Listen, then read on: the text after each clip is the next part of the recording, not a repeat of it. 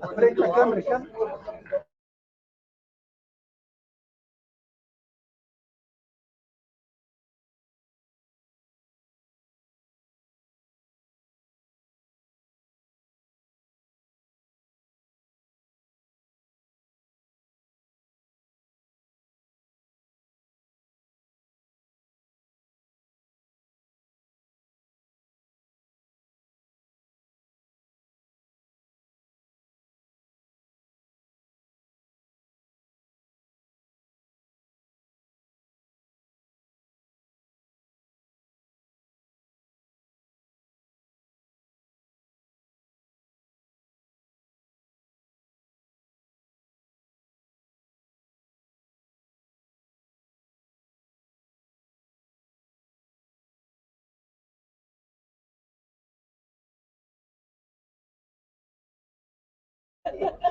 Você pode passar por aqui, ó. Fecha o volume. Diminui o volume.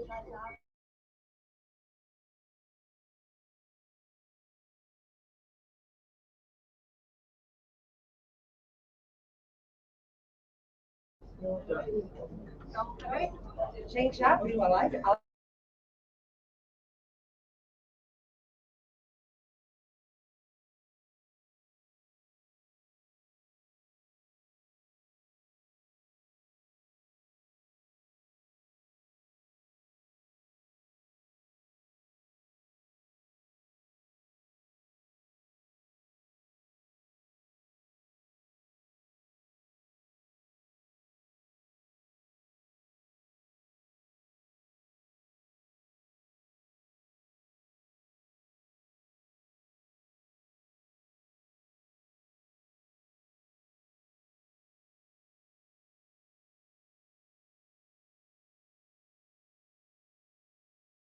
Cuidado aí com o tripé para não derrubar, por favor, o celular aí.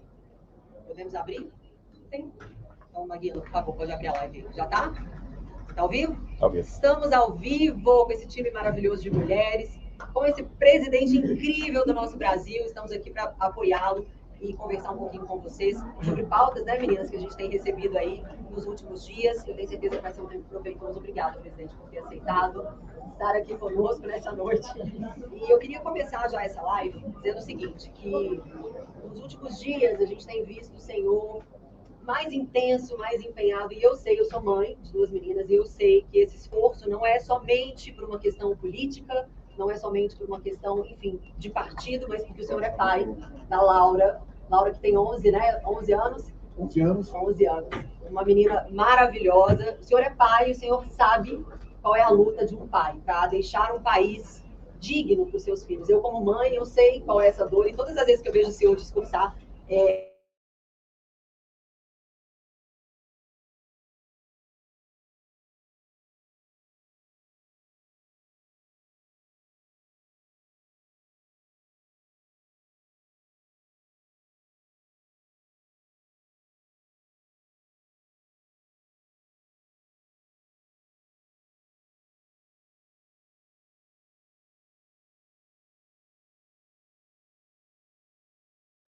do MEC. A gente sabe que a imprensa tem batido no Senhor e criado várias narrativas fake para tentar atrapalhar. E eu fiz uma pesquisa e eu percebi ali nessa pesquisa que existe uma grande diferença entre contingenciamento e corte. O corte, na realidade, para que todos saibam, e vocês precisam saber disso, houve um corte de mais de 10 bilhões no governo Dilma no ano de 2015. E não só isso, no ano de 2010, último ano do governo Lula, 1,9, salvo engano, bilhão foi cortado da educação. O que é muito diferente da pauta que tem sido falada agora. Então, quero te passar a palavra, presidente. Não é questão de honrar ou não o orçamento. Eu tenho que seguir a lei. Tá? A gente tem que ter uma lei chamada de responsabilidade fiscal. E eu tenho que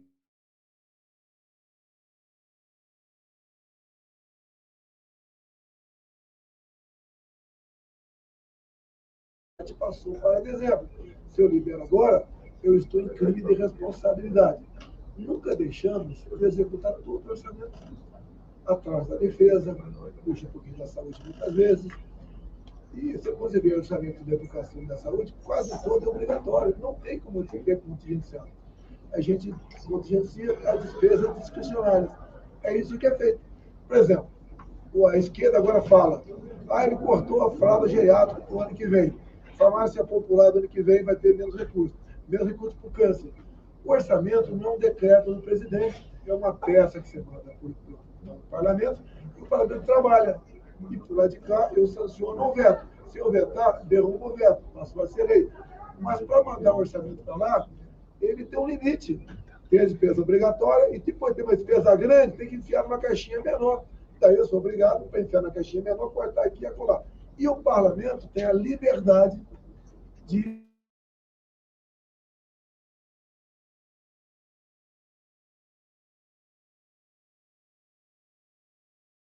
é muito mais do legislativo do que do executivo. Muito bem, muito obrigada.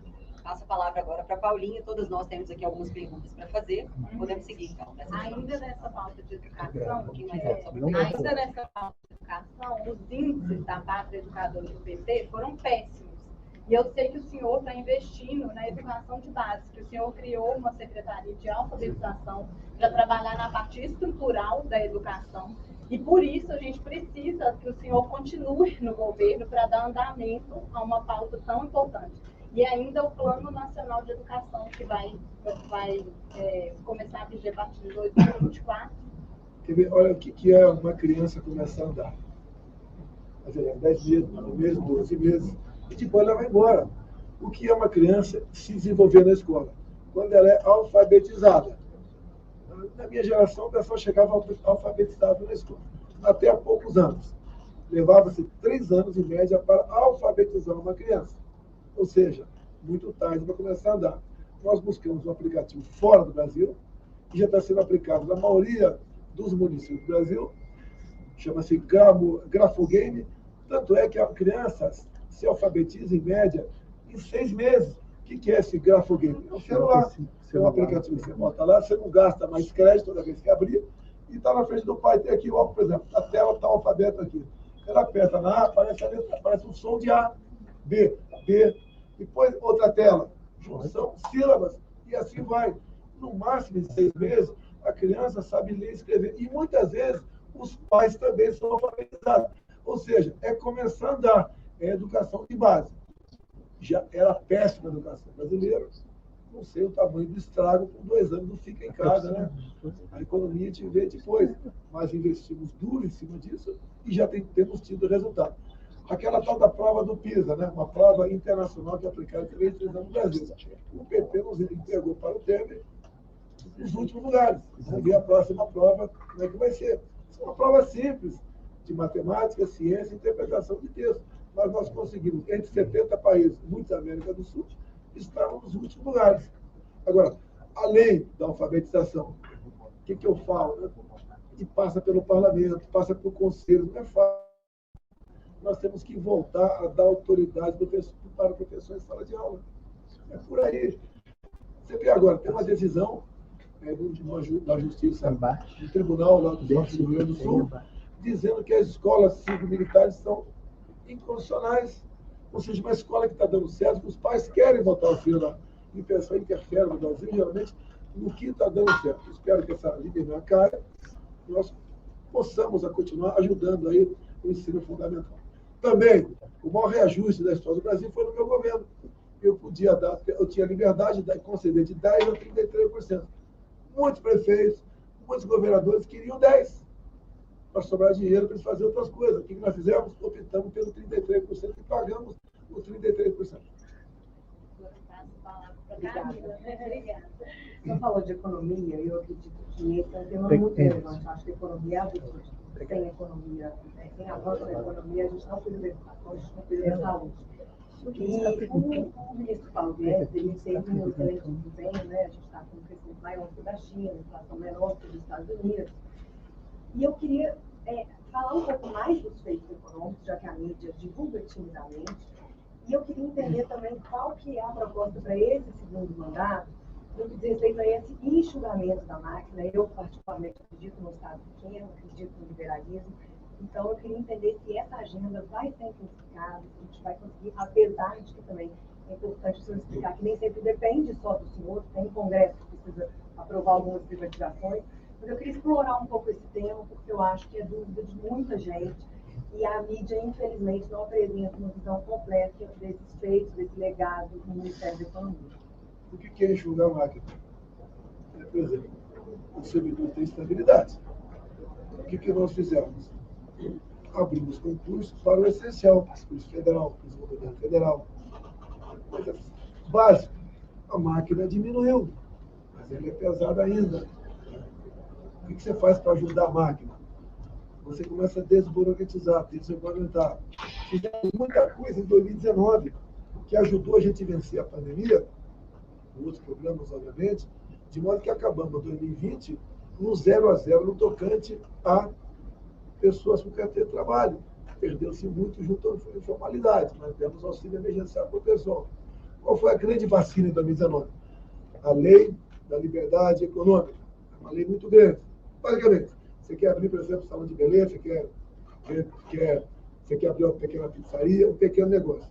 No passado, você entrava na prefeitura e aguardava o alvará. Muitas vezes levava anos o alvará.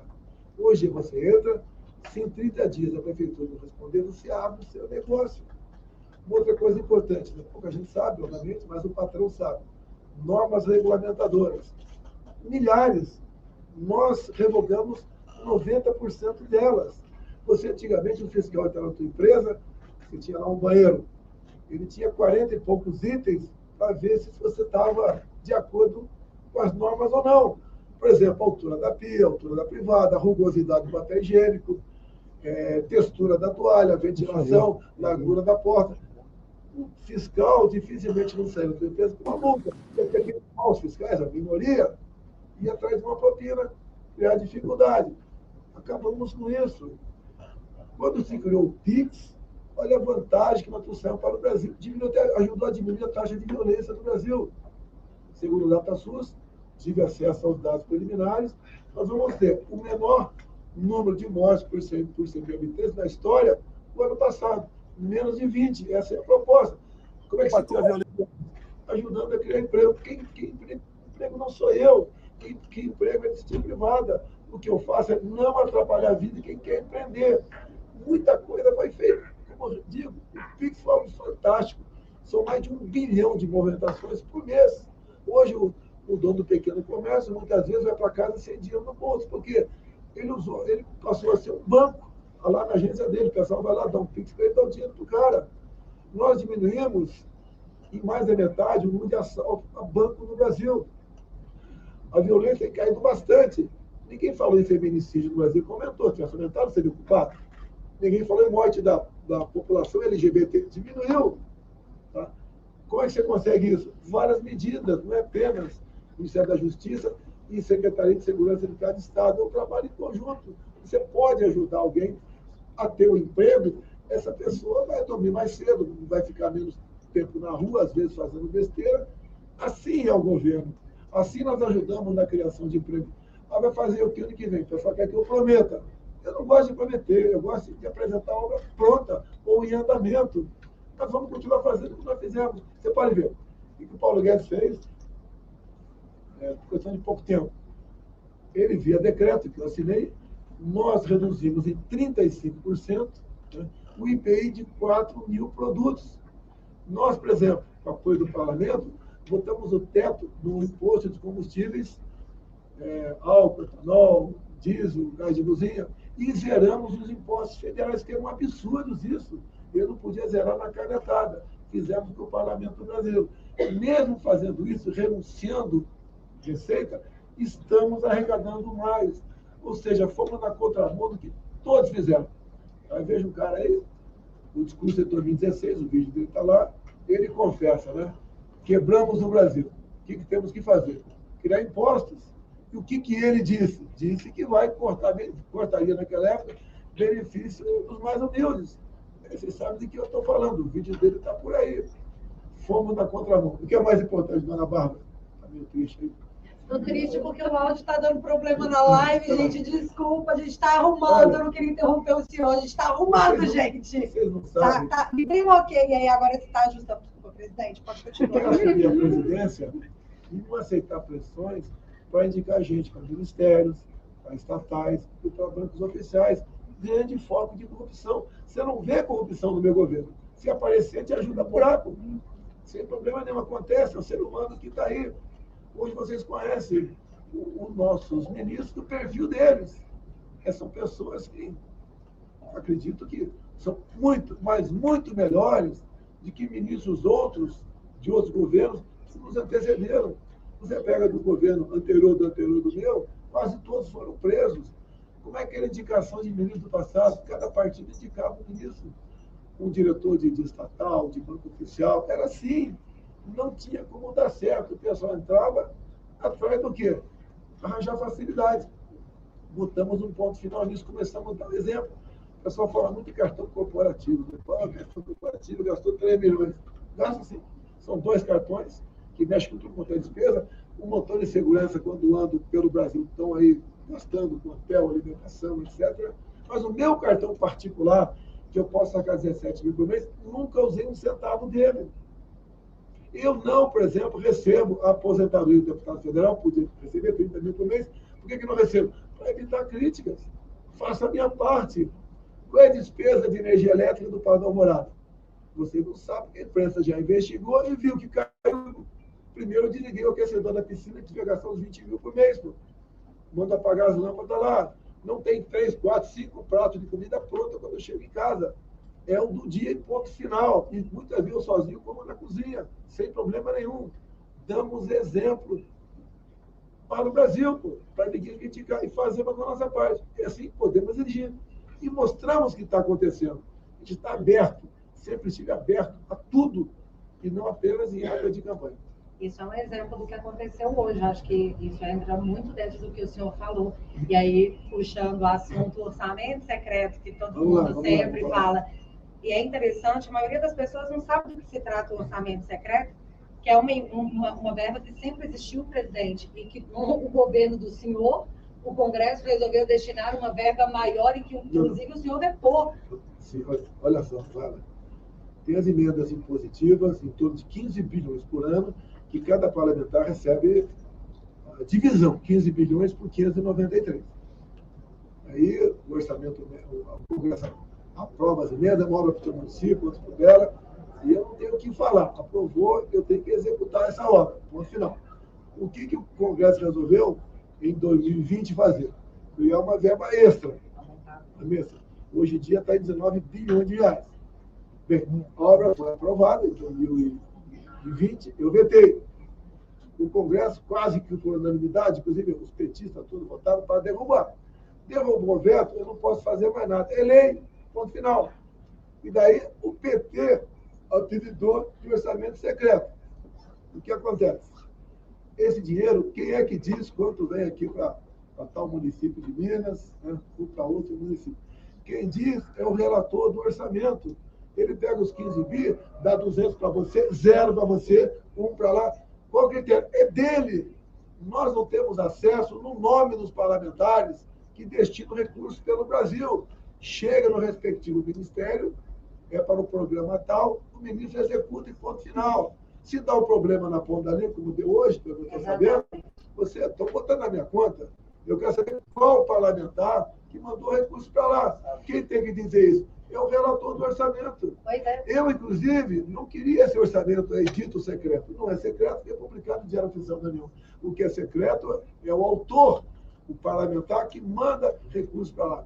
Eu preferia 19 bilhões comigo. Eu não ia abrir mão de poder. Como é que eu criei o orçamento secreto? Vai até para a gente do PT, PCdoB, PSOL, para todo mundo. É o relator que faz isso. E na ponta da linha, não sou eu que fiscalizo esse recurso. Quando entra em estados, é o Tribunal de Contas do Estado. E a CGU também pode sair. Essa agora foi a CGU. O que acontece? Eu não vi direito o processo, mas estavam arranjando mais benefícios do que habitantes. E a CGU, a Controladoria Geral, que é um órgão meu, do Wagner, que é o capitão do Exército, que é concursado lá para ser IGU, descobriu e mandou para a Polícia Federal investigar. Nós investigamos tudo o que é possível a gente investigar. Mas o importante de deixar claro para as pessoas foi exatamente isso. Não existe uma verba que é corrupta. O dinheiro não é corrupto. Corrupto é quem recebe essa verba. E essa verba é destinada para os parlamentares que nós escolhemos. Então, hoje, graças à Controladoria Geral da União, que é um órgão do governo federal, do senhor, foi deflagrada uma operação com a PF no Maranhão, onde o senador é um amigo do Lula, um senador apontado como cacique do esquema. E isso só foi pego porque nós temos que controlar esse orçamento. E é muito injusto as pessoas não darem os créditos da tentativa de distribuição, porque é legítima pelos parlamentares, com o controle exercido para que chegue à ponta de cada necessidade do Estado, e isso foi uma coisa que o senhor aplicou dentro desse orçamento. Não é só orçamento. A comissão existia de forma bastante extensa em estatais. A Petrobras, por exemplo, o que o PT fez? Deu a presidência para o partido, cada diretoria para outro partido, daí virou uma festa lá dentro. O pessoal interferia em tudo. E aí a estatal chegou a se endividar ao longo do governo Lula e Dilma em 900 bilhões de reais. Eu duvido que consiga mensurar o que é isso. A gente consegue mensurar. Eu faço uma comparação simples. 60 vezes o gasto com a transposição do São Francisco. Isso é uma pontinha. Aqueles 40, 50 milhões no apartamento do Gedel, na Bahia, não foi a fada madrinha que botou lá. Tirou aquela grana da Caixa Econômica Federal, porque era diretor lá. Pergunte para a Dani, que é presidente da Caixa, se eu indiquei ou alguém indicou algum diretor para a Caixa. Ninguém. Todos os ministérios, bancos oficiais estatais, o responsável pelos cargos são os respectivos ministros.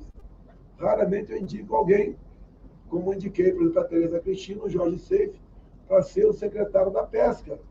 E assim mesmo foi no consentimento. Tereza, você tem alguém para indicar? Não. Então dá para você aceitar o Jorge Seife, que eu conheço ele, de Santa Catarina, um garoto excepcional. Foi para lá. Se candidatou a senador, agora se elegeu, pô. Tereza Cristina, quem ela é? Um dos ministérios mais importantes nossos. O mais importante é a economia, a defesa, né? Assim dizer, estrategicamente falando. Mas a agricultura continuou com a Tereza Cristina. Ela montou o seu ministério.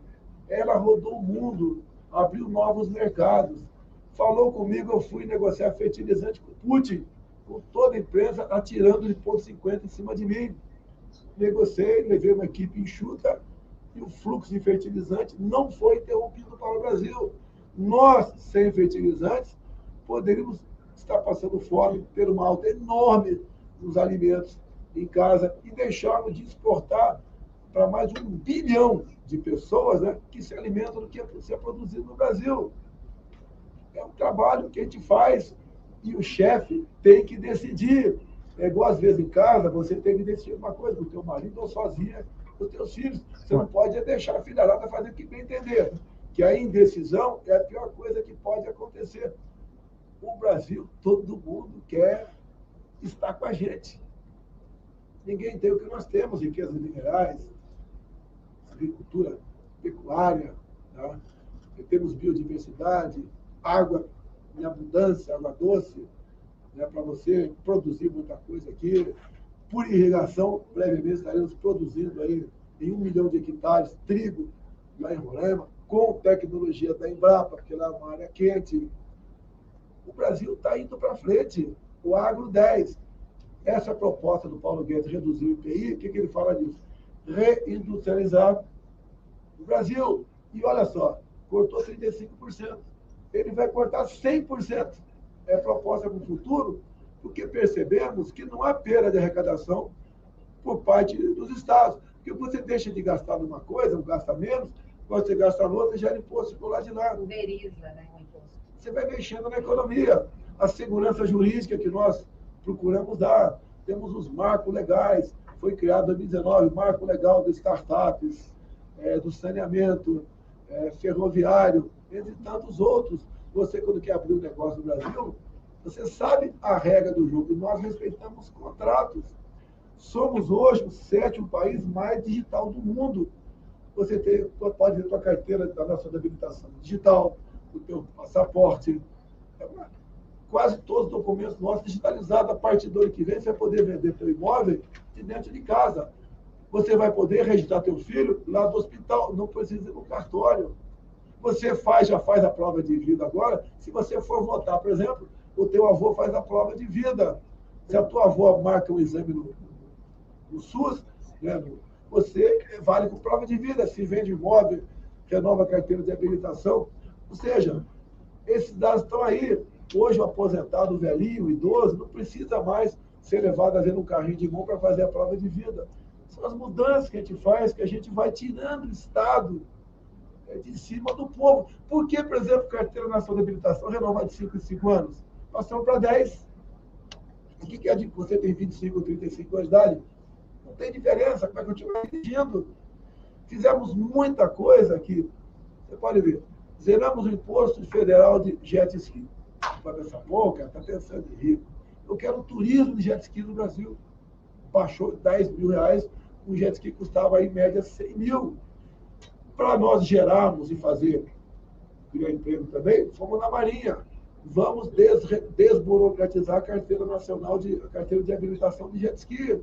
Você chega hoje no local que tem jet ski, 5 minutos tem uma aula para você, você pilota o jet ski. E aquela carteira provisória vale por 30 dias. Se fizer por 3 meses isso, ganhou a carteira definitiva. Na carteira de habilitação, por exemplo, o que nós fizemos? Tinha lá um simulador, tiramos fora o simulador. Para que simulador? Para que isso? Tá?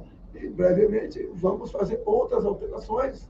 Você pode, aula teórica, estudar em casa e fazer só para a prática lá na frente. Então, é uma infinidade de medidas, vale, como falei, jet ski, vale para veleiros. Também você vê, a Europa tem 7 milhões de veleiros. Cada veleiro, direto ou indiretamente, gera 2 empregos. Por que quase não tinha veleiro no Brasil? Imposto de importação altíssimo. Zeramos. Zeramos de skate, de games também. O game virou carteira de trabalho do Brasil. Vamos facilitar a vida das pessoas. Do que depender de mim, após as eleições, eu quero começar a baixar decretos que vocês vão ser obrigados a cumprir. Que o decreto vai ser cópia de artigos da Constituição. Olha o ridículo que eu estou falando. Mas eu quero pegar o artigo 220, né, e botar decreto. Quem não cumprir é abuso de autoridade. O que diz o artigo 220? Liberdade de expressão. Quem não concordar, você falou uma coisa, não concordei, tem a justiça. E a pena não é prisão.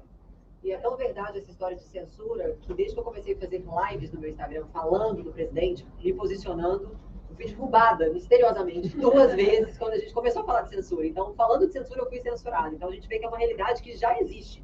Pro nosso lado. Pro nosso lado. E se a gente não fizer alguma coisa agora, Brasil, acordem. A censura já está aí. Se a gente não agir, não eleger o nosso presidente, vocês não estão entendendo o risco que nós estamos correndo. Mas eu queria passar a palavra para ela, porque ela tem uma pergunta. Espera um pouquinho, eu não posso falar de mim. Mas se eu estivesse do outro lado da história do Ministério, como é que estaria a vida de vocês? Complicado. Nossa, o Daniel tem Silveira filho. estaria cumprindo uma vida de cadeia, não estaria? Estaria. Sim. A gente não pode falar, não é comigo, deixa para lá. Que vai chegar na tua porta um dia, vai entrar na tua casa. O presidente Lula ontem estava falando de prender o Pazuello. Pelo quê? Pelo crime de não gosto de você? Não, foi pela CPI da palhaçada. Ele não né? pode entender ninguém como presidente, e alguém tem coragem de falar que o senhor é autoritário quando nós temos um candidato descondenado pela justiça por um erro de CEP, dizendo num palanque que vai por um prender amigo, o Pazuello. não, foi o CEP, mas por um amigo que foi cabo eleitoral da Dilma. Aqui, para não ter dúvida. Corrige.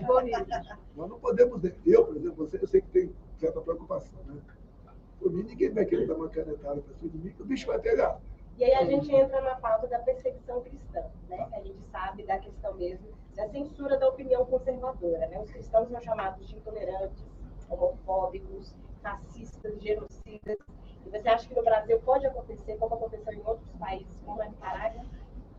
Já vem acontecendo.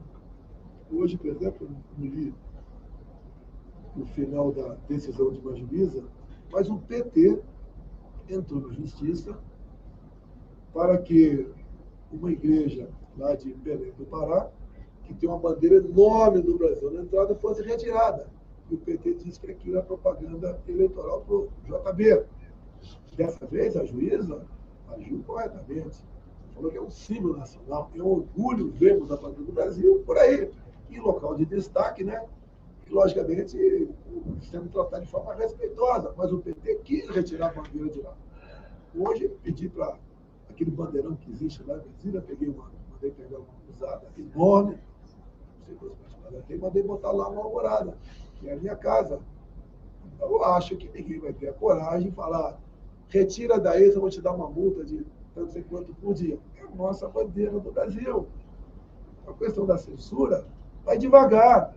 Certas coisas você não perde de uma hora para outra. Você perde o tempo. No passado se falava em ditadura, como é que acontecia a ditadura? Alguém metia o pé na porta, de autoridade, ou sai daí, ou matava, ou prendia, e assumia o comando daquele país. Hoje em dia, vai devagar, tira o direito aqui, tira o lado. Outro dia, tu está amarrada. Aí você não pode fazer mais nada. É o que está acontecendo com o Brasil. Eu sou uma resistência a isso daí. O preço que eu pago, perseguição, persegue esposa, filhos, amigos. O deputado Francisquini, do Paraná, que foi cassado, é porque ele era do meu partido. Ele abriu uma live e faltava 10 minutos para acabar as eleições de 2018. Teve 400 mil votos. O que o Alexandre de Moraes entendeu? Né? Ele entendeu que ele interferiu nas eleições do Brasil ao abrir uma live e falar sobre inconsistências nas urnas eletrônicas. Os caras são cara. Ele foi absolvido por 7-0 no Tribunal Regional Eleitoral e foi cassado por 6-1 no TSE. E isso o Alexandre falou, criamos jurisprudência para quem reclamar da urna ter o mandato cassado. Eu não quero complementar isso daqui. Né? A questão de urna está lá com a Comissão de Transparência Eleitoral, onde as forças mais foram convidadas, e vem fazendo um trabalho de evitar possíveis fraudes. Porque vai que ele fala que a gente está tentando aqui levar a pessoa a um entendimento errado com fatos verdadeiros, né? Como ontem. Como aconteceu ontem. Era até um assunto que eu queria tratar, até como advogado. Sem comentar. Com todo respeito, para quem está servindo os advogados de tribunal, não é crítica aos advogados, não. Se recorrem, não conseguem nada. Ou eu quero, é o que alguns do judiciário dizem, eu não quero, por sinal. Sim, esse é o ponto mesmo, porque eu sempre acreditei nas instituições, né? A gente forma para acreditar nas instituições. E eu fico muito perplexa, porque eu acredito que a gente tem uma Suprema Corte hoje, que infelizmente tem um lado, e o TSE também recentemente está dando todas as provas de que a parcialidade é o que guia a sua atuação. E aí a gente teve há 2 dias esse episódio em que o TSE ordenou que a plataforma Brasil Paralelo excluísse um vídeo que continha matérias jornalísticas, né, verídicas, e eles disseram o seguinte, as matérias elas são verídicas, né, esse jornalismo que eles apresentaram é real, mas eles podem induzir a conclusão do eleitor sobre aquele candidato. Então, é nesse nível que a gente está chegando, de impedir que as pessoas pensem de forma diferente do que eles querem, e como que a gente resolve, como que a gente freia esse abuso. E como o senhor bem falou, é decepcionante advogar diante de um tribunal tão político, um tribunal que deveria defender a nossa Constituição. Você tem que ver a composição do Supremo. Atualmente, você tem 7 indicados pelo PT. 2 por mim, 1 pelo Temer e 1 pelo Fernando Henrique Cardoso. E quando o Lula precisou de algo no Supremo, ele conseguiu. Ele curtiu mais de 2 anos de cadeia, daí reinterpretaram a prisão em segunda instância e foi colocado na rua. Mas não era esse o objetivo, não era dar liberdade para o Lula, para ele se casar com a Janja e ser feliz para nascer. Né? Não era isso aí. Ele tinha que voltar ao governo, porque eu acabei com a harmonia em Brasília, onde muita gente fazia besteira e vivia em paz, né? Metendo a mão no dinheiro público. Tinha então que descondenar o Lula, porque com 2 condenações ele ficaria inelegível. Tinha 3. Tem o seu Fachin, que foi cabo eleitoral de Dilma no passado, se notabilizou como advogado do MST, ou seja, de invasores de propriedades rurais, e inventou lá, olha, ele tinha que ser julgado em Brasília, não em Curitiba. Se alguém comete um crime aqui, né, em BH, e se for julgado aqui não vale, tem que ser julgado lá em São Paulo. E daí, olha uma coisa importante. Quando começou o julgamento pela segunda turma, para descondenar o Lula, né, dizer que não valeu o julgamento porque tinha que ser em Brasília, não em Curitiba, o placar estava 2-2. Alguém pediu vistas, ficou 2-2. Na semana seguinte, o projeto, a ação voltou em pauta. E faltava o voto do Cássio Nunes, que ele adquiriu. O voto do Cássio foi para manter as condenações. O Gilmar virou um bicho. Aos berros, fez a Carmen Lúcia voltar atrás no voto dela. E foi 3-2. E daí ele tornou-se elegível. E daí não me pergunte. Olha o trabalho para tirar o cara da cadeia, tornando elegível, para não ser presidente. O próprio Alexandre de Moraes, quando a PF, o CAD, começa a investigar o Instituto de Pesquisa, que influencia nos votos, o que o Alexandre faz? Não pode investigar. Parabéns, Alexandre de Moraes. Garantiu 3 milhões para o Lula. Parabéns. Porque muita gente vai acreditar nas pesquisas que vão continuar sendo mentirosas. É uma interferência enorme, até no ridículo de ele falar que eu não posso fazer live no Alvorada. Se coloque na minha situação. Pensa que eu estou feliz, eu estou me sentindo, estou revoltado, né? Não posso falar palavrão, tá? O que está acontecendo? Porque eu gasto energia elétrica, talvez R$10 de energia elétrica, fazendo uma live lá na biblioteca, onde é a residência oficial do presidente. Eu ando 20 quilômetros na casa do amigo, 10 carros, 50 segurança, quanto eu gasto? Mas qual o objetivo? Tentar tirar você do sério, tentar você cometer deslizes, deixar você chateado, né? mais hipersensível. Estou suportando um montão de coisa pelo meu Brasil, dentro das 4 linhas. Eu peço a Deus uma reeleição para eu trazer todo mundo para dentro das 4 linhas. Quero editar um montão de decretos copiando artigos da Constituição. E todo mundo vai ter que cumprir. O que é todo mundo? Quem está me ouvindo e quem está me ouvindo. Tirando aí os inimputáveis, né? Todo mundo vai ter que cumprir. Senão a gente não consegue viver em harmonia. Esse é o meu trabalho. Isso é o que eu faço. Brinco muito. Ontem encontrei com a primeira dama. Oi, tudo bem? O que você está fazendo aqui? O que você está fazendo aqui? Ela acabou de fazer uma reunião lá em São Luís do Maranhão. Ela já fez umas 10 essa semana. Já fez em Belém do Pará, Porto Velho. Né? Em média, 10 mil mulheres que fico felicíssima com o que ela fala, gostam, para dar mais de presente. Né? Entre outras mulheres dessa grande comitiva dela que estão voando pelo Brasil. Até para acabar com essa história, não gosta de mulher. Que porca é isso, mano? Não gosta de mulher. Não gosta de negro. Só tem mulher. Não gosta de negro. Pô, meu sogro é o Paulo Negão. Tem uma medalha pacificador com palma que tirei o Celso Negão, estava morrendo afogado numa lagoa em 78. Se eu não gostar, se eu não tivesse um carinho pelo ser humano, deixava o Celso morrer afogado. Mas, presidente, na falta não gosta de nordestino. O meu sogro é caba da peste do Ceará, pô. Mas na falta de narrativa, eles sempre vão inventar. Inclusive, um fato que eu quero trazer aqui, que eu fiz muitas pesquisas, eu tenho lido muito e pesquisado, Bárbara tem me ajudado aqui, me ajudou muito hoje, inclusive. Nós sabemos que no meio de 2020, o senhor, nessa correria aí para a vacina, o senhor participou de um convênio mundial e o senhor assinou uma medida provisória destinando 2 bilhões para as vacinas para poder viabilizar a produção e aquisição da vacina. Isso foi através, salvo engano, a AstraZeneca, certo? Através da Fiocruz. E as pessoas não falam disso, as pessoas distorcem a conversa, né? Qual é a crítica? Ele não comprou vacina. Queria que eu comprasse vacina em 2020. Qual país do mundo vendeu uma vacina em 2020? Ninguém, não tinha vacina. Exatamente. Agora, o que o pessoal não fala também? Eu tenho responsabilidade. É do Ministério da Saúde a questão de vacina. Eu não compro nada, quem compra é ele. Eu quero ver o contrato da Pfizer. Tinha muita gente que queria vacina, estava escondido, com medo em casa, aterrorizado, eu vou morrer, não sei o quê. Você lamenta, o cara está com medo, mano. A imprensa, o Mandetta falava, caminhões do Exército vão recolher corpos nas comunidades. Isso que ele falava. Olha, vão ficar em casa até achatar a curva. O pessoal já esqueceu de achatar a curva. Mandetta, quanto tempo achatar a curva? Há 30 dias, no máximo 2 meses, levou quase 2 anos. O que é achatar a curva? Até de conseguir criar os hospitais de campanha, leite de UTI, etc, etc, etc. Enchemos estados e municípios com recursos. A grande maioria usou adequadamente, o outro nem tanto. Quando aquela tal da CPI, que eu podia ter acabado com a CPI no comecinho, não era canetada não, porque eu sou o Mar Aziz, o honestíssimo Renan Calheiros, o outro muito honesto ali, o deputado lá do Amapá, né?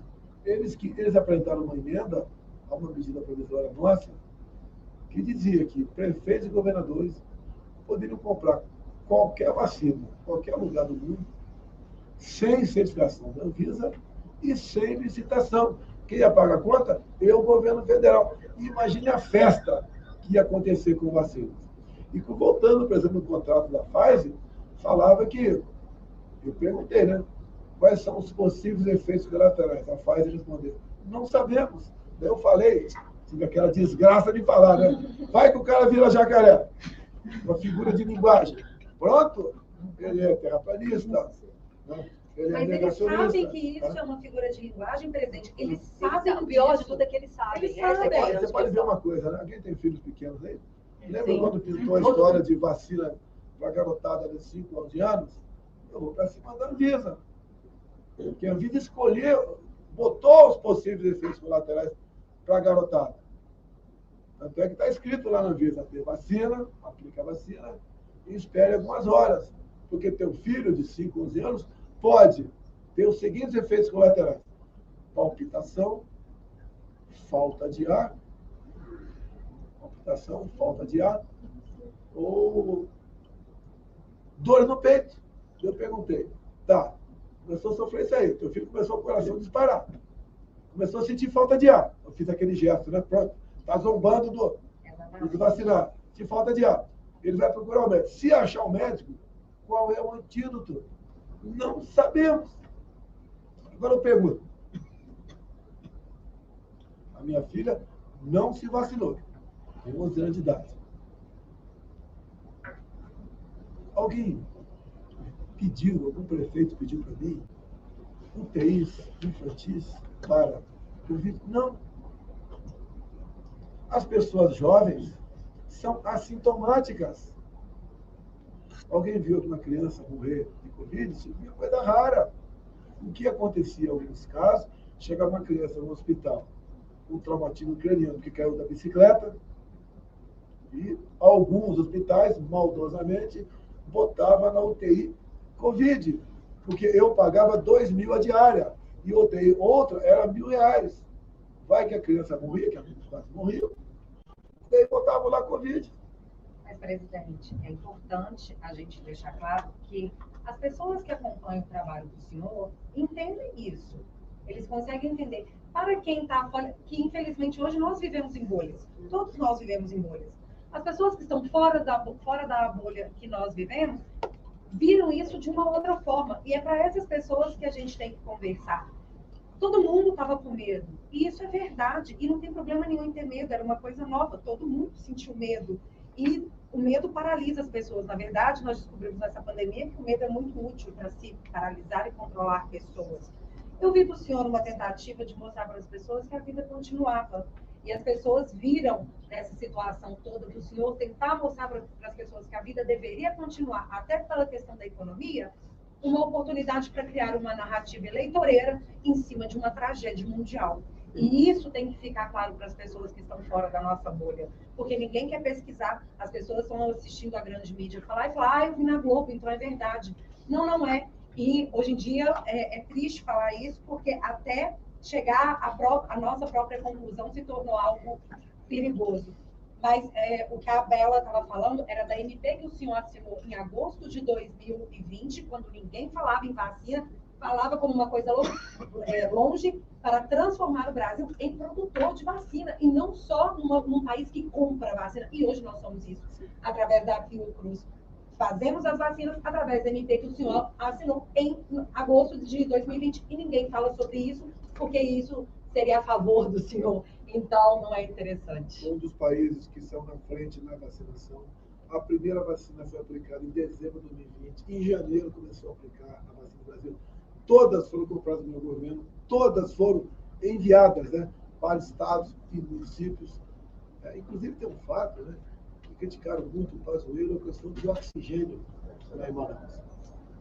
Então, surge, de repente, de uma nova cepa, e tínhamos que mandar oxigênio imediatamente para Manaus. E nós mandamos via o quê? Força Aérea. Não se tem notícia no mundo de nenhuma força aérea, civil, militar, né, de transportar o oxigênio líquido, que o risco de explosão é enorme. Pela primeira vez na história do mundo, nós mandamos oxigênio pela nossa Força Aérea para Manaus. Os pilotos e a tripulação sabiam do risco de morte iminente que acontecia, e nós fizemos isso. Ainda tento ver a CPI criminalizar o Pazuello, que foi o deputado mais votado pelo Rio de Janeiro. Agora o Lula falou que vai prender o Pazuello em cima da CPI da Covid, dos honestíssimos Renan Calheiros, que quase foi indiciado por pedofilia um tempo atrás, por um voto que foi indiciado por pedofilia. Também a família toda presa por desviar 260 milhões da saúde de Manaus. E Renan Calheiros, que dispensa comentários. Agora, quando um senador mostrou lá na CPI, olha, tem um desvio de 50 milhões da turma do Nordeste, os 9 governadores, que criaram um consórcio, botaram um cara para comandar o consórcio, chamado Carlos Gabas, que foi ministro da Dilma, que andava de moto com a Dilma e de bicicleta, e ele desviou 50 milhões de reais. Na CPI, o Renan respondeu, e a senhora Tebet também, como falei, né? Olha, nós não vamos investigar desvio de recursos. E os 50 milhões foi gasto numa loja de maconha, não chegou nenhum respirador, está por isso mesmo o negócio. Agora, quando se fala em genocida, essa falta de respiradores para o Nordeste, muitos irmãos nossos morreram por falta de ar no Nordeste, por desvio de recursos. Inclusive, 5 milhões dessa grana foi para Araraquara, para o Edinho do PT, o grande mistério. A CPI não investigou. E o governador alegou que ele assinou esse contrato porque ele não sabia falar inglês. Essa foi a desculpa que ele deu. Olha, eu faço negócio com o mundo todo. Presidente, falar do socialismo é dar margem a muitas políticas, como, por exemplo, a ideologia de gênero, né, que a gente sabe que está tão em pauta, né, e outros países já criou essa confusão da identidade, né, situações de pessoas revertendo, né, e a gente sabe que no Brasil está muito em pauta isso. Então, a gente queria saber também a sua opinião, né, e outras. Não, eu comecei a aparecer mais para vocês aqui em 2010. Quando eu descobri um decreto de 2009 do Lula, né, chamado PNDH3, Plano Nacional de Direitos Humanos, terceira versão, que tinha 180 capítulos. E esse decreto foi para a senhora Maria do Rosário, né, nossa ministra do passado dos Direitos Humanos. Né? Então, desses 180 capítulos, um dos capítulos, para ensinar na escola, era desconstrução da heteronormatividade. É ensinar para criancinha de 5, 6 anos que a mamãe podia ser um homem, o papai podia ser uma mulher. Olha, não tem nada a ver com a vida particular de quem quer que seja. A escola é um ambiente onde a criança fica refém do professor, né? Do bom ou mau professor. E começaram a tocar isso na cabeça da molecada. Eu descobri, eu fiquei na tribuna, e começou um escândalo em Brasília, né? Aquele tal do kit, naquele momento. O mundo caiu na minha cabeça, homofóbico. Né? Até a primeira vez que me chamaram de misógino, eu não sabia o que era. Será que é bacana esse negócio? Esse negócio aí. Ah, não gosto de mulher. Eu gosto de homem. Nós, mulheres, podemos falar que ele não é, né, mulher? Não. Muito bem recebidas. Mas qual o objetivo? Como é que eu domino uma sociedade? É dividindo. Como é que eu arrebento do teu casamento? Com você, né? Alguém começar a ligar para a tua casa, ela dá um recado para a Bárbara, eu estou apaixonado por o marido, atende aquela troca. Se bem que o jeito tem mais telefone. Telefone aí, o celular. Mas é começar a mexer, quebrar a tua confiança no teu marido em você, é destruir a família brasileira. É mais fácil de dominar. Também parte pela questão das drogas. Quando começa, a gente vê casais e o filho começa a se perder, bagunça a família, né? Interferir na escola, desde lá de trás. Olha, as eleições na escola agora, a diretora não vai ser o critério, vai ser por eleição. A molecada vota na tia mais bacana. Tira-se, começa a aprovação automática. Eu lembro da professora de São Paulo, que começou comigo, já tem mais de 15 anos, e ela falou, olha, aqui decidiram que a aprovação ultrapassando a 95%, eu ganho 14º salário. E você está procedendo como? Ó, abandonei, aposentei a caneta vermelha.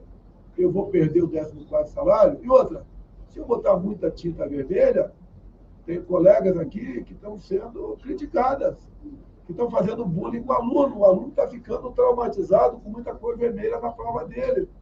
Pais estão ficando revoltados. Querem que aquele professor saia da sala de aula. Deixa acontecer. Aprova todo mundo. E você vê hoje em dia, nós temos aplicativos, né? Chega numa escola qualquer, aplica uma prova anotada, né? Rapidamente você consegue ver que a molecada da 8ª série, em algumas matérias, tinha que estar na 2ª. Aprovação automática. Muita gente se ilude, achando que botando um papel na parede com o diploma, resolveu o problema dele. Muitas vezes, um curso superior. O cara termina o curso superior e não sabe fazer quase nada. Eu levo para uma carteira de habilitação. Lá atrás, né? Você queria contratar um motorista, ele tinha carteira, era muito comum vender carteira naquele tempo, você botava o cara para dirigir. Se começar a se arranhar a marcha, né? Hoje não tem mais isso, aquela pessoa não era contratada. É a mesma coisa do diploma. O diploma não é um salvo-conduto para você. O diploma é uma prova que você cursou algo e você tem conhecimento, mas nem sempre o diploma demonstra conhecimento. É a esculhambação do ensino, é o Paulo Freire, aquele mundo maravilhoso. Se fosse bom o método, outros países estariam usando o método Paulo Freire, mas, na verdade, muitas escolas formam militantes. Uma outra questão é a questão da segurança, que eu até, muita gente, e você tinha comentado sobre as mulheres, muita gente me pergunta assim, como que você pode ser mulher e votar no Bolsonaro, porque ele tem essa questão com as mulheres. E eu falo, é justamente porque eu sou mulher e tenho 2 meninas que eu voto no presidente Bolsonaro. Porque aqui no Brasil, por exemplo, a gente tem uma média aí de 1 estupro a cada 10 minutos. Então eu falo, como que eu vou me preocupar mais com as falas do presidente do que com um risco desse no meio da rua, entendeu? Que de fato põe as mulheres em risco. Então eu realmente me sinto muito mais segura com a sua política de governo e eu me sinto muito melhor, minhas filhas. Feminicídio caiu no Brasil. Gravidez da adolescência caiu também com a gente. Só tem boas notícias, como falei. Entramos em menos de 20 mil mortes por 100 mil habitantes em 2021. Aprovamos, sancionamos diversas leis. E lei, quando é feita no parlamento, a gente participa muitas vezes da feitura daquela lei. Não sei o que vocês pensam. Laqueadura, por exemplo. Doce alização, sancionei. Até 2, 3 meses atrás, a mulher tinha que ter 25 anos para fazer laqueadura. Passamos para 21. A laqueadura só podia ser feita 6 meses após o parto. Passamos para no momento do parto. As casadas tinham que ter autorização do marido. Acabamos com a autorização do marido. Porque o homem, não sou, né? Reage mais para fazer a vasectomia. Muitos acham que vão ter problemas, né? E não faz.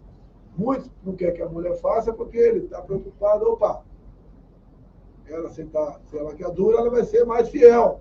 É a verdade, quando você fala, causa um escândalo do lado de lá. A nova lei da laqueadura, com participação nossa, entende que alguém pode ter uma opinião diferente aí. Mas ajudou a mulher. Teve um grande trabalho da Dani, da Caixa Econômica Federal, a questão de microcrédito. Uma de vocês, por exemplo, casada, de situação complicada, o marido, por vezes, aí, o companheiro é meio violento, e muitas vezes você não sai de casa, por quê? Não tem o que fazer. Então, com o microcrédito da Caixa Econômica, e também com orientação para uma proteção para ela, muitas vezes ela procura a Caixa, pega 3, 4, 5 mil, monta seu salão de beleza, monta aí o seu kit para vender salgadinho, e vai começar a cuidar da tua vida, ser independente econômica. A melhor coisa para a mulher se ajudar a si própria, ela é ter a sua independência econômica. A Caixa tem dado isso para milhares de mulheres. Você vê quando você fala em mulher, estou vendo muita menina aqui com cabelo grande, né? Bacana, eu acho bonito também. Uma das mulheres que vive na Amazônia, ou então lá na ilha de Marajó, o transporte especial em Marajó é o aquaviário. É um barquinho que tem um motor e tem um eixo comprido até a hélice lá na popa. E o que acontece com o cabelo comprido? Muitas vezes mulheres evangélicas que têm o cabelo comprido descuida, enrola o cabelo no eixo e são às vezes escalpeladas. Arranca todo o couro do cabelo fora e, por vezes, o couro da face também.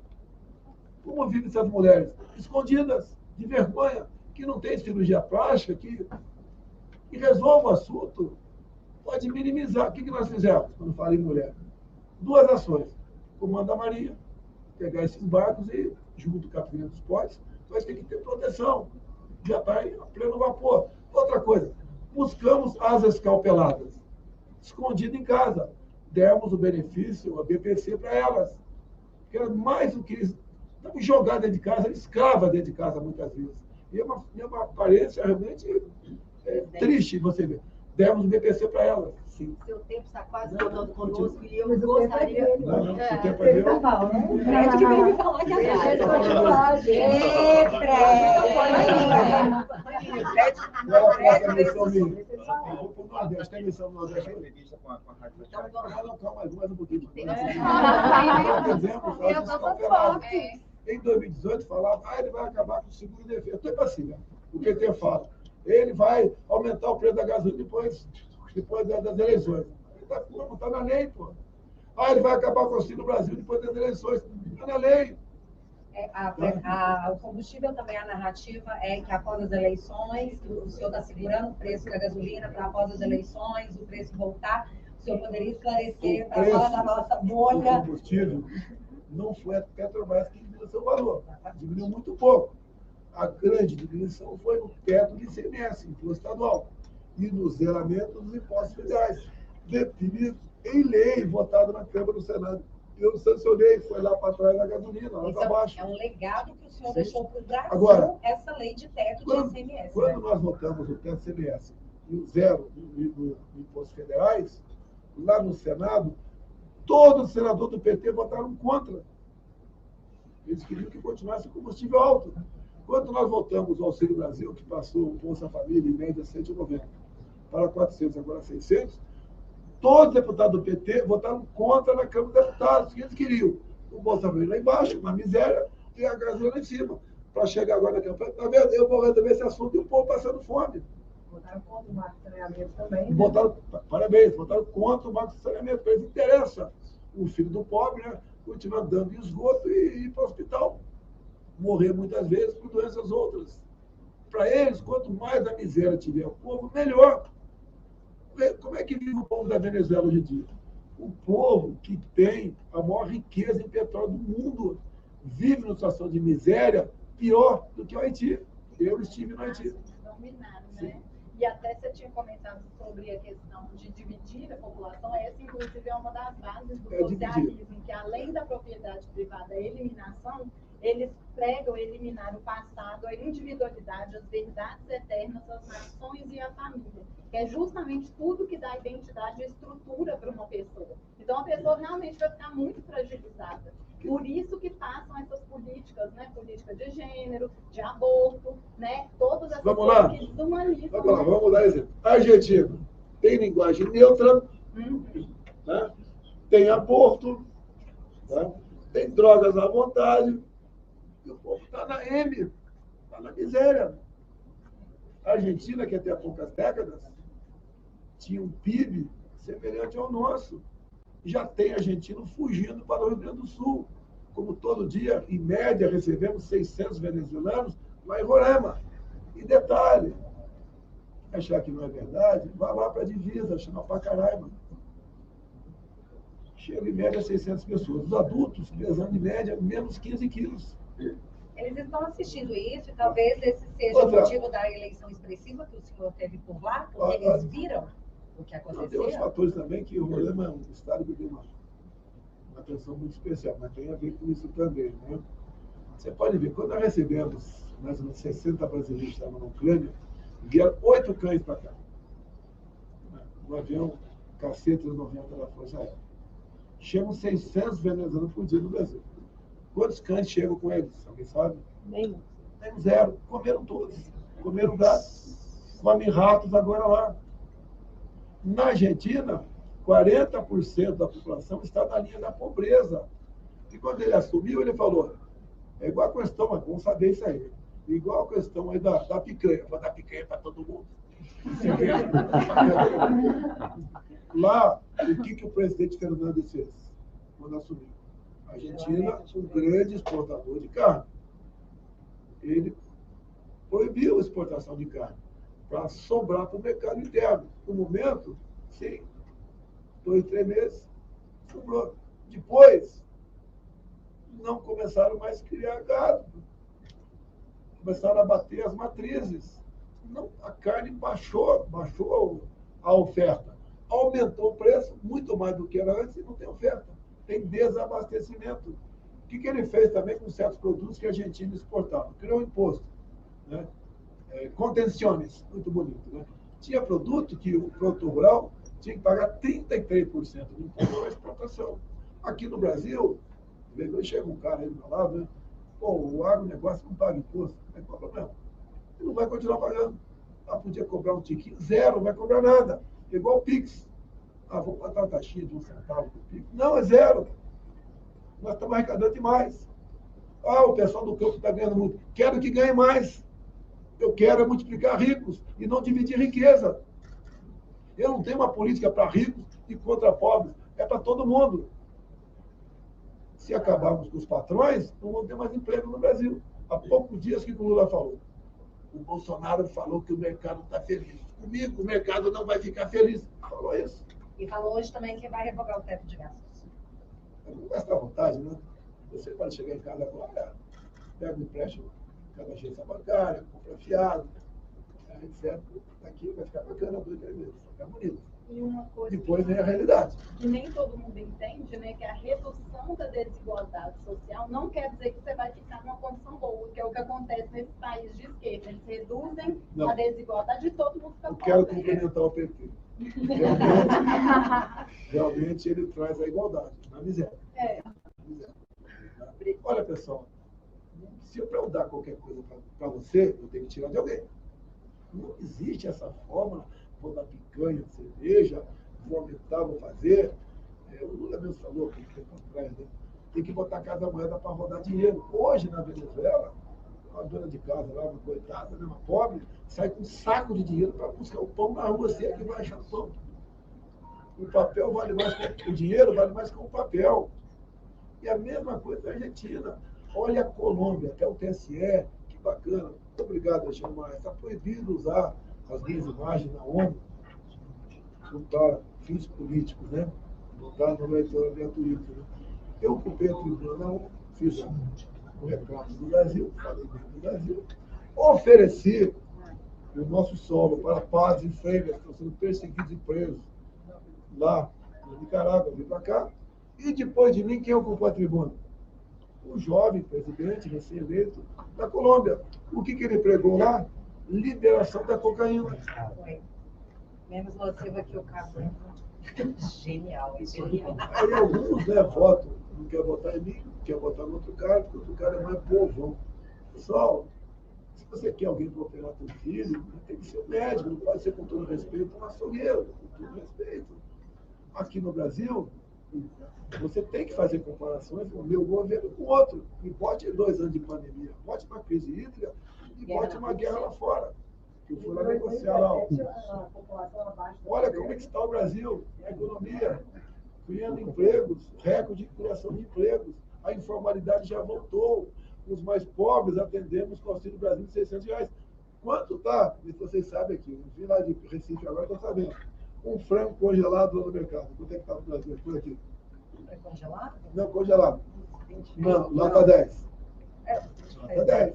Teve uma super safra de milho, interfere diretamente no preço de frango, ovos e carne suína. A beira do mar, o primeiro navio saiu do Paraná para o Nordeste carregado de milho, que ajuda o Brasil. Já chegaram 2 navios com petróleo, com óleo diesel no Brasil. Negociação com o Putin lá atrás. E sempre aquela pressão, né? O cara está fazendo a guerra. Queriam que eu decretasse, entrasse no embargo. Eu falei, olha, resolve o assunto? Se resolver, eu faço agora. Mas não vai resolver. E outra, estou chutando a canela de um país bélico nuclear. Não é chutando a canela de um país que não tem um potencial militar grande. Não é ser amigo ou não do Putin. Não tem amizade entre nações, tem interesse. Eu tenho interesse no fertilizante, no óleo diesel dele, ele tem interesse em outras coisas aqui do Brasil. Acertamos. O quê? Não vou falar. Não tem nada de ilegal. Cumprimos compromisso assumido, fio do bigode. A empresa ficou revoltadinha. O que ele falou para o Putin? Ai, o Putin é malvadão. Eu não entro na merda da questão. Temos no Brasil 600 mil ucranianos que vivem na região de Prudentópolis, do Paraná, que no primeiro momento não gostaram da minha ida lá. Achavam que com o embargo o Putin ia sair lá da Ucrânia e tudo voltaria ao normal. Fui a Prudentópolis há um mês e pouco, conversei com eles, fui muito bem tratado. Não vi minha votação em Prudentópolis. E que deve aí aproveita. Né? Ou seja, eu tenho que mostrar para quem está no Brasil que nós somos o país que mais acolhe refugiados do mundo todo, que eu sou presidente do Brasil. Eu tenho que ver os nossos interesses. E por vezes sou obrigado a fazer o que você pode até não gostar, mas é o certo. É igual óleo de figo de bacalhau para criança. Ou vacina, tem que tomar ponto final. Né? E nós fazemos isso aí. Presidente, você acha que o brasileiro, a mentalidade do brasileiro foi deturpada, numa certa forma, por tantos anos de corrupção, de toda essa articulação da esquerda, do governo do PT? Você acha que o brasileiro acostumou a ser passado para trás? Não, ele era escravizado pelo príncipe. O príncipe era o quarto poder, que não falava, na verdade, é gente. Primeiro, votava em quem tirava quem na política. Comigo, com as mídias sociais, mudou. E aproveitando, falando de mídias sociais, gente, nós estamos aqui mulheres, encontro de mulheres aqui com o nosso querido presidente, e mexeu muito comigo quando você disse, você por aqui, Michele, eu imagino que nessa correria sua, você está vendo muito pouco a sua filha, muito pouco a sua esposa, a sua família, lutando pelos nossos interesses, isso é louvável. Então, eu queria aproveitar, se você pudesse falar alguma coisa para a Michele nesse momento, para a nossa primeira dama. Nossa, aqui o coraçãozinho. Te amo, esposa. E eu gostaria também de ela tem feito um trabalho maravilhoso. Eu não conhecia esse lado dela, da oratória. Conheci por ocasião das convenções esse ano. Foi muito bem no Rio de Janeiro. Agora deve ter feito nos últimos 6 dias umas 15 reuniões, em média 10 mil mulheres, onde quer que ela vá, junto com a Damares, né? E falam de família, falam de religião, falam da sua fé, de aborto, de ideologia de gênero, de drogas, de propriedade privada, entre outras coisas, e o pessoal tem gostado porque ela fala com o coração. Ela está sendo uma grande aliada minha pela primeira vez. Eu estou casado, acho que 14 anos, e ela entra na política. Entendeu a necessidade. Sabe que o futuro dela, que ela é bem mais nova do que eu, e da nossa filha de 11 anos, pode estar comprometido. Não adianta eu ser um político, né, muito bacana, e deixar alguns milhões de dólares de herança para eles, para elas. Então não pode sair na rua. Se vão perder um bem maior que a liberdade. É comum, né? Quem recomendo, vá na delegacia, vá lá na cela. Geralmente está escrito o que em cima da cela? Aqui se aprende a dar valor à liberdade. Eu quero falar para você, virou uma rotina. Levanto, tomo banho, escovo o dente, né? Faço a barba, ajoelho, rezo o Pai Nosso e peço a Deus que vocês meninas que estão aqui, e quem está nos ouvindo, não experimentem as dores do comunismo. Eu não pense em você, todo o poder emanando por Não é verdade. Se o povo escolhe mal, ele vai sofrer. Alguém acha que o povo cubano, o norte-coreano não quer liberdade? São maioria. E são escravizados. E nós não podemos experimentar o comunismo com a volta dessa turma que saqueou o Brasil há pouco tempo. Que o pessoal não sabe o que é Foro de São Paulo. É um movimento, é um grupamento que criou-se em 1990, onde pegou-se partidos de esquerda, do grosso aqui, América Central, aqui, Brasil, América do Sul e alguns outros, e resolveram fazer um pacto.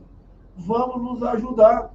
Quando você fala em dinheiro do BNDES para fazer metrô em Caracas, na Venezuela, sim, mas parte dessa grana é colocada num canto e o pessoal ajuda o da Nicarágua para tentar a eleição, ou de um outro país que está buscando a eleição, o seu colega de esquerda, com aquela mentalidade tacanha, que tem uma boa propaganda. Vocês meninas são jovens, né? Como é que eu conquistei a Michelle? Prometi alguma coisa para ela. O que eu falei para a Michelle? Vê se vocês querem ir nesse papo aqui. O que foi para a Michelle? Né? Estava difícil, até que eu falei. Enquanto não faltar água do mar, não deixarei de te amar. E ela acreditou. E ela acreditou. Lógico que é uma brincadeira que eu estou fazendo aqui. Mas vocês que são jovens, vivem o momento, né, de encontrar uma pessoa que você se apaixona e viver feliz para sempre. A esquerda prega isso. Vou te dar picanha com cerveja todo fim de semana. O Lula falou outro dia. Vote em mim que eu vou te fazer feliz. Olha o bafo. Ele falou também, eu não falo o que está escrito na imprensa, eu falo dos vídeos que eu tenho. Que aquele papinho de sempre, né? Vou arranjar emprego para homens e mulheres, mesmo dia. E para ele complementar, como? Não sei. Continua acreditando nesse cara. Se você quer facilidade na política, você vai sofrer. Não tem facilidade.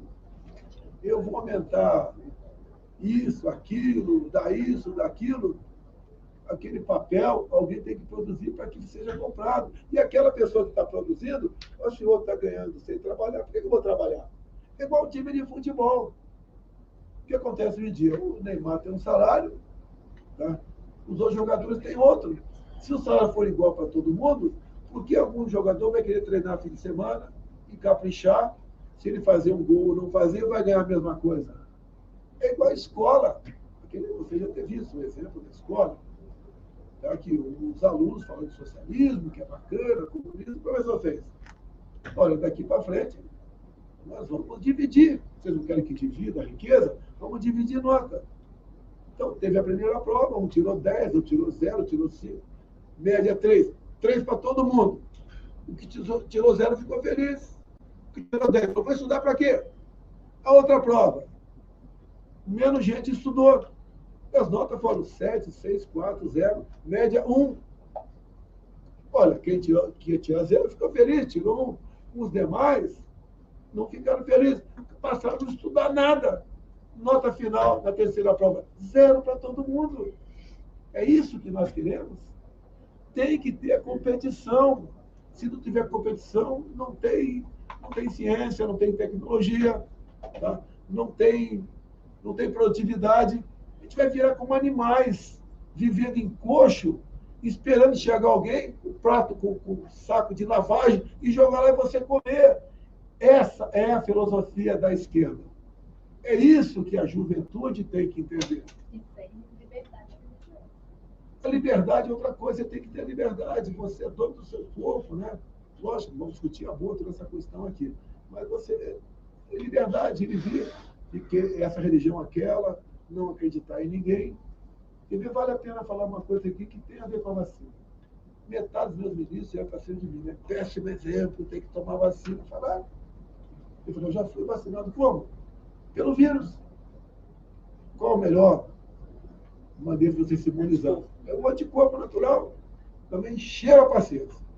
Aí pintou a historinha da varíola do macaco. E começou a possibilidade de se exigir a vacina no Brasil. Chamei esse ministro, e daí o Rodrigo Queiroga, tu vai, que eu falar aqui, essa necrose, cara. Olha, vamos apoiar a obrigatoriedade da vacina do macaco. Esse ministro, não! Peraí, cara, você não queria que eu obrigasse ele a tomar o Covid? Por que eu não posso obrigar você a tomar a vacina do macaco agora? Isso chama-se liberdade, pessoal. Se você não conseguir entender isso, um tabu acabou de cair agora, lá no Parlamento Europeu. Uma senhora, diretora da Pfizer, foi questionada. Quando começaram a aplicar a vacina, fizeram algum teste se o vacinado transmitia ou não o vírus? O que ela falou? Não. E ela falou, não, onde se comprova hoje em dia que o vacinado contra o vírus morre e transmite. Eu pergunto, para que o passaporte vacinal? Controle. Não quero me criticar por isso. É mais fácil eu ficar quieto, ficar do lado politicamente correto, tomar uma champanhe do outro lado da esplanada dos ministérios, não ficar arriscando minha vida em motociata. Agora eu falo que não vou fazer mais. Colete de 25 quilos para pegar 762. No meio do povo. Então, corte ali, não custa nada. Arriscando a vida. Por que eu falava? Eu tenho que ter apoio popular. Durante a pandemia, estive no meio do povo. Ah, tá sem máscara. Os caras queriam que eu morresse. Deixa eu morrer. O que acontece? Até falei, pela minha vida sanitária, né, de atleta, quando eu pegar, não tem problema. O maior anticorpo é você estar bem com o seu corpo. Tanto é que eu peguei, tomei um negócio lá, como eu falei aqui, né? Você sabe que foi, no dia seguinte estava bom. E tomei por quê? Estudei. O outro medicamento, que é usado para chato, né? E também para cegueira do rio, também eliminava o vírus. Alguém viu algum preso morrer? Tinha afastamento social no presídio, meu Deus do céu. Tinha higiene adequada, meu Deus do céu. Por que eles não morriam? Porque tomavam um remedinho para chato. Que é aquele piolinho, né? Que você sabe o que é. Presidente. Agora, por que não pode usar? Eu não vi preso morrer, mas eu vi preso votar. Eu estou sabendo que o Comemorar. senhor pode falar isso. Celebrar. O senhor não está podendo falar isso, Cada- nós estamos Nós podendo podemos falar. Cada 5 De um lado, votos. você tem a Não fala, igreja. presidente, o senhor pode De um levar lado, ó, as pessoas da interpretação De um correta. lado, nós temos Do um presidente pode dar problema. cuja igreja celebra. Do outro, nós temos um ex-presidiário cujo presídio celebra. Então, assim, é fácil escolher. Eu acho que a escolha desses dois lados aí está cada vez mais fácil para as pessoas. Só não enxerga quem não quer. Nega a existência de Deus. Então é muito bom os cristãos. E por falar em terem Deus, gente, que eu sei que consciência o presidente tem hora, por falar em Deus, eu não poderia deixar nesse momento, não posso perder essa oportunidade, a gente já conversou, temos aqui uma pastora também, eu gostaria de orar pela vida do Senhor e convidar as pessoas também para nesse momento a gente fazer uma oração e o nosso A presidente... gente pode encerrar com a oração? Podemos, É porque o senhor podemos. falou uma coisa muito importante e eu acho importante deixar claro primeiro. O Nordeste segurou o primeiro turno, somos muito gratos. Estamos aqui hoje em Minas com essas mulheres maravilhosas, mineiras, porque Minas agora tem a obrigação de fazer o que não fez esse primeiro turno. E é isso que nós vamos fazer. O senhor disse que nós tínhamos que confrontar governos com governos. Então, vamos confrontar governos com governos para quem está fora da bolha. E ontem o L7 disse que o jovem não se lembra do governo Lula. Então, eu preciso abrir uma comparação muito rápida, porque de títulos de terras no governo do senhor, que não tem nem 4 anos, foram 400 mil títulos de terra entregues para as pessoas. No Lula, em 2 mandatos, ou seja, 8 anos, foram 99 mil. Então, uma série de pessoas escravizadas pelo medo e manipuladas para terem o seu voto. Nós tivemos 92% de desconto na dívida do FIES, mais uma dívida deixada pelo governo Lula, onde esses jovens foram deixados, governo Lula e governo Dilma, onde esses jovens foram largados do mercado de trabalho, à própria sorte, no meio de uma crise que o Lula chamou de marolinha. Inclusive, hoje ele promete picanha, nós com um PIB maior do que o da China e uma inflação menor que a dos Estados Unidos. Quando foi com ele, ele disse que, infelizmente, nós íamos ter, o pobre ia ter que tirar a carne do prato de vez em quando, ia ter que comer ovo de vez em quando. Hoje, com o país melhorado, ele fala, vou voltar a picanha. Muito fácil.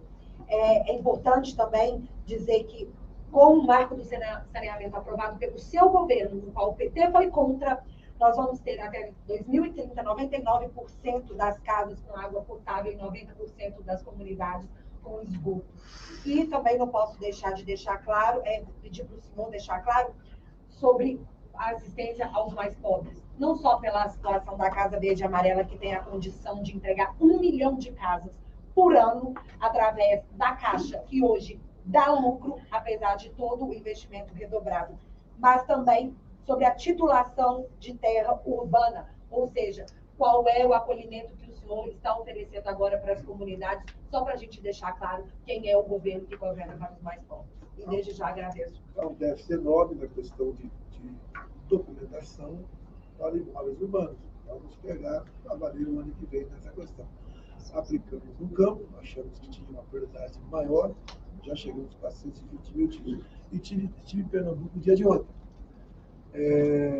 Comparando os meus 4 anos, nós demos 17 mil títulos em Pernambuco. Os primeiros 4 anos de Lula foram 0 títulos em Pernambuco. Invasão de terra. Os números não mentem, né? Você pode ver, invasão de terra do governo FHC. Tínhamos em média 1 por dia. No governo Lula, 20 por mês. No nosso governo, 5 por ano. Vamos zerar no próximo mandato, a gente vai titular todo mundo. Ou seja, pegamos uma casa completamente desarrumada e fizemos o possível mesmo, com pandemia, com crise biológica, guerra lá fora. Não dá, mesmo assim, não dá para fazer comparação entre o meu governo e o anterior. Olha o perfil de quem trabalha comigo, olha do outro lado. A qualidade das pessoas, a dedicação. Quem é meu vice? É um mineiro, é um general do Exército, que tem experiência de Casa Civil, que foi interventor no Rio de Janeiro. É uma pessoa que está habilitada e qualificada a exercer seu trabalho na minha ausência, ou colaborar com a minha presença. Olha o vice do outro lado. O cara era católico de toda semana, né? Rezar um terço. De repente, pelo poder, ele passa para o outro lado, bota um boleto do MST e vai cantar a Internacional Socialista. Se bem que ele é um indicado, na verdade, Alexandre de Moraes. Né? Mais tarde, porque vocês vão entender melhor o que está acontecendo no Brasil. Peço a Deus, já está com encerramento, que ilumine cada um de vocês, brasileiros, que não troque o seu voto por nada, que não se venda por um prato de lentilha ou por uma promessa de picanha, né, por aquele que não deu água para os seus irmãos no Nordeste, porque o futuro de todos nós pode ser igualzinho na Venezuela, está sendo a Argentina, está sendo a Nicarágua. Não queremos isso para o Brasil. O Brasil eu chamo de terra prometida, que é um paraíso. Todo mundo aqui tem chance de ser alguma coisa na vida, tem que se empenhar. Não espere do Estado, tá, melhorar a tua vida. Do Estado, a obrigação nossa é não atrapalhar a sua vida. E vamos em frente. Podemos então encerrar aqui com a nossa oração. E Minas vai dar essa virada. Só para contar. Anota isso. Todo mundo no mesmo espírito, então, clamando ao Senhor nesse momento. Pai amado, Pai querido, nós te agradecemos, ó Deus, por essa noite que o Senhor preparou para nós. Nós sabemos que o Senhor tem dado graça ao teu filho, ao teu servo. O Senhor tem o blindado, ó Deus, com o sangue do teu filho Jesus, Pai. Nós te pedimos nessa noite, em concordância, todos nós que estamos aqui, todas as pessoas que estão em casa assistindo, nós intercedemos pela vida do nosso presidente, Pai. Pedimos que o Senhor livre ele de todo o mal. Cancela, ó Deus, toda seta inflamada, todo plano do maligno, Pai, que caia por terra nesse momento. Porque a tua igreja está clamando, Deus, o teu povo acordou, o teu povo clama por justiça, Pai, o teu povo clama por um país mais digno, e este homem que o Senhor levantou, Pai, é ele que está fazendo por nós. Nós queremos te agradecer pela vida dele, Deus, e pedir que o Senhor continue dando a ele sabedoria, que o Senhor continue dando a ele paciência, graça para enfrentar todos esses inimigos, assim como o Senhor fez com Davi, Pai. Um exército de inimigos se levantou contra Davi, mas ele resistiu porque o Senhor estava com ele, Pai, e o Senhor está conosco. Nós te agradecemos e te louvamos e pedimos que o Senhor leve o nosso querido presidente em paz e que abençoe e guarde a família dele, a Laura, a primeira-dama, os filhos dele, Deus, todos que pertencem ao ciclo de amizade dele. Não permita, Pai, que o maligno toque em absolutamente nenhuma esfera da vida dele. Nós te agradecemos e te louvamos, sabendo que o Senhor já nos escutou e que dia 30, Pai, dia 30 o Senhor estará conosco e esse Brasil terá mais 4 anos do governo deste homem, desse guerreiro que tem lutado por nós, que tem dado a sua própria vida pela nossa vida, Pai. Nós te engrandecemos e te louvamos, em nome de Jesus. Amém. Amém. Muito obrigada, Muito obrigada.